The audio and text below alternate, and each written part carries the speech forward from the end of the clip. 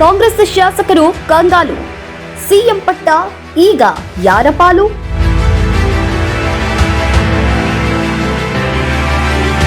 ಡಿಕೆಶಿ ಎಲ್ಲದರಲ್ಲೂ ಸ್ಟ್ರಾಂಗ್, ಆದ್ರೆ ಇದೊಂದೇ ವೀಕ್ನೆಸ್. ಅಸ್ವಸ್ಥ ಕಾಂಗ್ರೆಸ್ಗೆ ಸೂಜಿ ಚುಚ್ಚಿ ಸರ್ಜರಿ ಮಾಡ್ತಾರಂತೆ ಸುರ್ಜೇವಾಲಾ.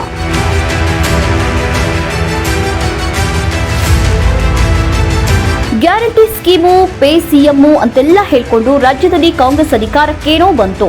ನೋಡ್ತಿದ್ದ ಹಾಗೆ 2 ವರ್ಷವೂ ಕಳೆದೋಯ್ತು. ಆದ್ರೆ ಗ್ಯಾರಂಟಿ ಯೋಜನೆಗಳನ್ನ ಜಾರಿ ಮಾಡೋದ್ರಲ್ಲಿಯೇ ಜಾಣ ನಿದ್ದೆಗೆ ಜಾರಿದ ಸರ್ಕಾರ ಬೇರೆ ಯಾವುದೇ ವಿಚಾರಕ್ಕೂ ಎದ್ದೇಳ್ತಾ ಇಲ್ಲ ಅನ್ನೋದು ಕಹಿ ಹಾಗೂ ಕಟು ಸತ್ಯ.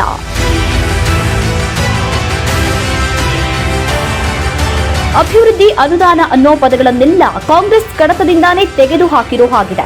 ಜೊತೆಗೆ ಮುಖ್ಯಮಂತ್ರಿ ಪಟ್ಟಕ್ಕಾಗಿ ಜಟಾಪಟಿಯಂತೂ ನಿಲ್ಲದ ಶೀತಲ ಸಮರ.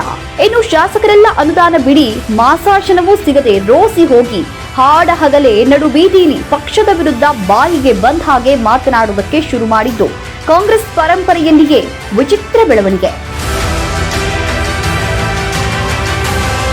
ಹಿರಿಯ ಶಾಸಕ ಬಿಆರ್ ಪಾಟೀಲ್ರು ಇತ್ತೀಚೆಗೆ ನೇರವಾಗಿ ತಮ್ಮದೇ ಸರ್ಕಾರದಲ್ಲಿ ಭ್ರಷ್ಟಾಚಾರ ಯಾವ ಮಟ್ಟದಲ್ಲಿದೆ ಅಂತ ಉದಾಹರಣೆ ಸಮೇತ ಹೇಳಿದ್ದಾರೆ. ಇದರ ಹಿಂದೆಗೆ ರಾಜು ಕಾಗೆ ರಾಜೀನಾಮೆ ಕೊಡೋದೊಂದೇ ನಮ್ಗೆಲ್ಲ ಉಳಿದಿರೋ ದಾರಿ ಅಂತ ಪಬ್ಲಿಕ್ ಆಗಿ ಪಕ್ಷದ ಧೋರಣೆ ಬಗ್ಗೆ ಡೋಂಟ್ ಕೇರ್ ಅಂದಿದ್ದಾರೆ.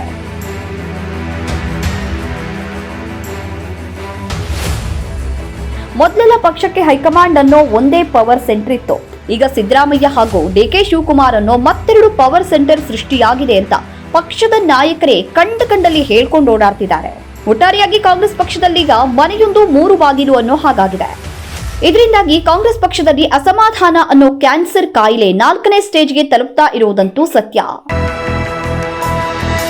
ಒಂದ್ ಕಡೆ ಬಣ ರಾಜಕೀಯ, ಮತ್ತೊಂದ್ ಕಡೆ ಭಿನ್ನಾಭಿಪ್ರಾಯ, ಇನ್ನೊಂದ್ ಕಡೆ ಭುಗಿಲೆದ್ದಿರೋ ಅಸಮಾಧಾನ. ಇದೆಲ್ಲದಕ್ಕೂ ಟ್ರೀಟ್ಮೆಂಟ್ ಕೊಡೋದಕ್ಕೆ ಅಂತ ಸುರ್ಜೇವಾಲಾ ಅನ್ನೋ ನಾಟಿ ವೈದ್ಯ ತಯಾರಿ ಮಾಡಿಕೊಂಡಿದ್ದು ಎಷ್ಟು ಕೆಲಸ ಮಾಡುತ್ತೋ ಗೊತ್ತಿಲ್ಲ. ಸುಮಾರು 40 ಜನ ಅಸಮಾಧಾನಿತ ಶಾಸಕರಿಗೆ ಪ್ರತ್ಯೇಕವಾಗಿ ಮಾತಾಡೋದಕ್ಕೆ ಅವಕಾಶ ಕೊಟ್ಟಿದ್ದಾರಂತೆ. ಇದರ ಜೊತೆಗೆ ರಾಮನಗರ ಶಾಸಕ ಇಕ್ಬಾಲ್ ಹುಸೇನ್ ಇನ್ನೂ 3 ತಿಂಗಳಲ್ಲಿ ಡಿಕೆ ಶಿವಕುಮಾರ್ ಸಿಎಂ ಆಗೋದು ಗ್ಯಾರಂಟಿ ಅಂತ ಹೇಳಿದ್ದು ಮುಖ್ಯಮಂತ್ರಿ ಕುರ್ಚಿ ಕದನದ ಬೆಂಕಿಗೆ ಮತ್ತೆ ತುಪ್ಪ ಸುರಿದ ಹಾಗಾಗಿದೆ. ಆ ಕಡೆ ಸಿದ್ದರಾಮಯ್ಯನ ಪರವಾಗಿ ಯಾವುದೇ ಕಾರಣಕ್ಕೂ ಸಿದ್ದರಾಮಯ್ಯ ಸಿಎಂ ಪಟ್ಟದಿಂದ ಇಳಿಯೋದಿಲ್ಲ, ಅವರೇ 5 ವರ್ಷ ಮುಖ್ಯಮಂತ್ರಿ ಆಗಿರ್ತಾರೆ ಅಂತ ಕೆಎನ್ ರಾಜಣ್ಣ ಮತ್ತೆ ಡಿಕೆಶಿಗೆ ಟಾಂಗ್ ಕೊಟ್ಟಿದ್ದಾರೆ.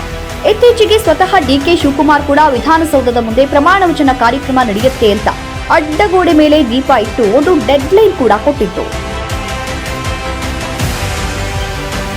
ಈ ಗೊಂದಲ ಇಂದು ನಿನ್ನೆದಲ್ಲ.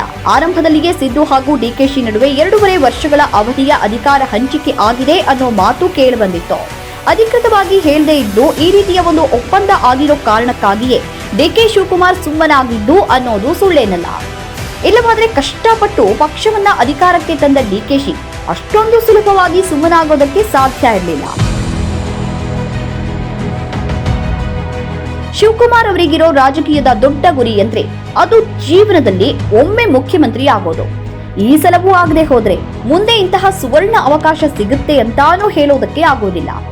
ಮತ್ತೆ ಇಷ್ಟೊಂದು ಬಹುಮತದಲ್ಲಿ ಕಾಂಗ್ರೆಸ್ ಅಧಿಕಾರಕ್ಕೆ ಬರೋದು ಕೂಡ ಅನುಮಾನವೇ. ಅದರಲ್ಲೂ ರಾಜ್ಯದಲ್ಲಿ ಇರೋ ಆಡಳಿತ ವಿರೋಧಿ ಅಲೆ ನೋಡಿದ್ರೆ ಮುಂದಿನ ಚುನಾವಣೆಯ ನಂತರ ಮುಖ್ಯಮಂತ್ರಿ ಆಗ್ತೀನಿ ಅಂತ ಕಾದ್ರೆ ಅದಕ್ಕಿಂತ ದೊಡ್ಡ ಮೂರ್ಖತನ ಮತ್ತೊಂದಿಲ್ಲ. ಆದ್ರೂ ಇಷ್ಟೆಲ್ಲ ಪವರ್ ಇರೋ ಡಿಕೆ ಶಿವಕುಮಾರ್ ಮುಖ್ಯಮಂತ್ರಿ ಆಗೋ ವಿಚಾರದಲ್ಲಿ ಹಿನ್ನಡೆ ಅನುಭವಿಸೋದಕ್ಕೆ ಕಾರಣವಾದ್ರೂ ಏನು? ಡಿಕೆಶಿಗೆ ರಾಜ್ಯ ರಾಜಕೀಯದಲ್ಲಿ ದೊಡ್ಡ ಶಕ್ತಿ ಇದೆ, ಹಣಬಲವೂ ಬೇಕಾದಷ್ಟಿದೆ, ಜನಬಲವೂ ಕಡಿಮೆ ಏನಿಲ್ಲ. ಸ್ವತಃ ಸೋನಿಯಾ ಗಾಂಧಿಯವರೇ ಡಿಕೆಶಿಯ ಪಕ್ಷ ನಿಷ್ಠೆಯನ್ನ ಮೆಚ್ಚಿಕೊಂಡಿದ್ದಾರೆ. ಹಾಗಾಗಿ ಹೈಕಮಾಂಡ್ ಇವರನ್ನ ಕಡೆಗಣಿಸೋದಕ್ಕೆ ಸಾಧ್ಯವೇ ಇಲ್ಲ. ಇಷ್ಟಾದ್ರೂ ಡಿಕೆಶಿ ಅವರು ಸಿದ್ದರಾಮಯ್ಯನ ಮುಂದೆ ಸೋಲನ್ನು ಕಾಣ್ತಿರೋದು ಯಾಕೆ? ಇನ್ನು ಸಿದ್ದರಾಮಯ್ಯ ಹೊರಗಿನಿಂದ ಬಂದವರು, ಸಾಲದ್ದಕ್ಕೆ ಈ ಮೊದಲೇ ಒಂದು ಅವಧಿಯಲ್ಲಿ ಮುಖ್ಯಮಂತ್ರಿ ಆಗಿದ್ದವರು. ಹಾಗಾಗಿ ಈ ಬಾರಿ ಆರಂಭದಲ್ಲಿಯೇ ಡಿಕೆಶಿಯೇ ಸಿಎಂ ಆಗ್ಬೇಕಾಗಿತ್ತು. ರಾಜ್ಯಾಧ್ಯಕ್ಷರು ಇವರೇ ಆಗಿದ್ರಿಂದ ಇವರೇ ಸಿಎಂ ಅನ್ನೋ ವಾತಾವರಣವೂ ಇತ್ತು. ಆದ್ರೆ ಈಗ ಸಿದ್ದರಾಮಯ್ಯ ಆಗಿದ್ದಾಗ್ಲಿ ಅಂತ ಮತ್ತೆ ಅಖಾಡಕ್ಕೆ ಕಾಲಿಟ್ಟಿದ್ದೇ ಇಷ್ಟೆಲ್ಲ ಅವಾಂತರಗಳಿಗೆ ಕಾರಣವಾಗಿತ್ತು. ಹೈಕಮಾಂಡ್ಗೆ ಡಿಕೆಶಿಯವರೇ ಸಿಎಂ ಆಗಬೇಕು ಅನ್ನೋ ಇಚ್ಛೆ ಇದ್ರೂ ಸಿದ್ದರಾಮಯ್ಯನವರ ವಿರೋಧ ಕಟ್ಟಿಕೊಂಡು ಸರ್ಕಾರ ರಚನೆ ಮಾಡೋದಕ್ಕೆ ಆಗೋದಿಲ್ಲ ಅನ್ನೋ ಸತ್ಯ ಗೊತ್ತಿರೋದೇ ಡಿಕೆಶಿ ಹಿನ್ನಡೆಗೆ ಕಾರಣ. ಹಾಗಾದ್ರೆ ಡಿ ಕೆ ಶಿವಕುಮಾರ್ ಅವರಲ್ಲಿ ಇಲ್ಲದೆ ಇರುವಂತಹ ಶಕ್ತಿ ಸಿದ್ದರಾಮಯ್ಯನವರಲ್ಲಿ ಏನಿದೆ? ಆ ಶಕ್ತಿ ಬೇರೆ ಯಾವುದೂ ಅಲ್ಲ, ಅದೇ ಶಾಸಕರ ಬೆಂಬಲ. ಕಾಂಗ್ರೆಸ್ ಶಾಸಕರಲ್ಲಿ ದೊಡ್ಡ ಬೆಂಬಲ ಇರೋದೇ ಸಿದ್ದರಾಮಯ್ಯನವರಿಗೆ. ಇದೇ ಡಿ ಕೆ ಶಿವಕುಮಾರ್ ಅವರ ದೌರ್ಬಲ್ಯ.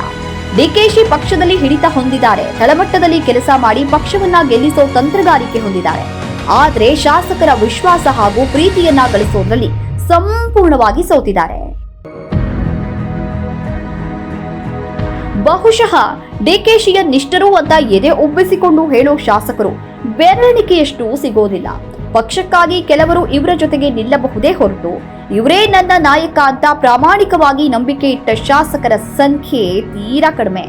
ಈ ವಿಚಾರದಲ್ಲಿ ಸಿದ್ದರಾಮಯ್ಯನವರ ಹಿಂದೆ ನಿಷ್ಠರ ದೊಡ್ಡ ದಂಡೇ ಇದೆ. ಒಂದ್ ವೇಳೆ ಸಿದ್ದರಾಮಯ್ಯ ನಾಳೆ ಪಕ್ಷದಿಂದ ಆಚೆ ಹೋಗ್ತೀನಿ ಅಂದ್ರು ಕನಿಷ್ಠ ಅವರ ಹಿಂದೆ 30 ಜನರಾದ್ರೂ ಪಕ್ಷ ಬಿಟ್ಟು ಹೋಗ್ತಾರೆ. ಈ ವಿಷಯದಲ್ಲಿ ಚುನಾವಣೆ ಸಂದರ್ಭದಲ್ಲಾಗ್ಲಿ ನಂತರವಾಗ್ಲಿ ಸಿದ್ದರಾಮಯ್ಯ ತನ್ನ ಬೆಂಬಲಿಗರನ್ನ ಕಾಪಾಡಿಕೊಂಡು ಬಂದಿದ್ದಾರೆ. ಆದ್ರೆ ಡಿ ಕೆ ಶಿವಕುಮಾರ್ ಅವರೊಂದಿಗೆ ಆತ್ಮೀಯವಾಗಿ ಬೆರೆಯೋದಕ್ಕೆ ಶಾಸಕರಿಗೆ ಸಾಧ್ಯವಾಗೋದಿಲ್ಲ. ಯಾವಾಗ್ಲೂ ದಪ್ಪದಿಂದಲೇ ವರ್ತನೆ ಮಾಡೋ ಡಿಕೆಶಿ ತನ್ನ ಹಿಂದಿರೋ ನಾಯಕರಿಗೆ ಪ್ರೀತಿ ವಿಶ್ವಾಸ ಕೊಡೋದಿಲ್ಲ. ಅದರಲ್ಲೂ ರಾಜ್ಯಾಧ್ಯಕ್ಷರಾದ ಮೇಲಂತೂ ಎಷ್ಟೋ ಶಾಸಕರಿಗೆ ಇವರು ಸರ್ವಾಧಿಕಾರಿಯಂತೆ ಕಂಡಿದ್ದಾರೆ. ವೇದಿಕೆಗಳಲ್ಲೇ ಪಕ್ಷದ ನಾಯಕರನ್ನ ಗದರಿಸೋದು, ಬೈಯೋದು, ಅವಮಾನಕರ ರೀತಿಯಲ್ಲಿ ಅವರನ್ನ ತಳ್ಳೋದು, ಯಾರಿಗೂ ಗೌರವ ಕೊಡದೆ ಉಡಾಫೆಯಲ್ಲಿ ಮಾತನಾಡಿಸೋದು, ಇವೆಲ್ಲವೂ ಡಿ ಕೆ ಶಿವಕುಮಾರ್ ಅವರಿಗೆ ಶಾಪವಾಗಿ ಕಾಡಿದೆ ಅಂದ್ರೆ ತಪ್ಪಾಗ್ಲಿಕ್ಕಿಲ್ಲ. ಹೀಗಾಗಿ ಸಾಮಾನ್ಯವಾಗಿ ಶಾಸಕರಿಗೆ ಇವರ ಮೇಲೆ ನಂಬಿಕೆ ವಿಶ್ವಾಸ ಇಟ್ಟು ಹತ್ತಿರವಾಗುವುದು ಕಷ್ಟವಾಗಿದೆ. ಬೇರೆ ಏನೇ ಇದ್ರೂ ಮುಖ್ಯಮಂತ್ರಿ ಸ್ಥಾನಕ್ಕೆ ಹೋಗ್ಬೇಕು ಅಂದ್ರೆ ಶಾಸಕರ ಬೆಂಬಲ ತುಂಬಾ ಅಗತ್ಯ.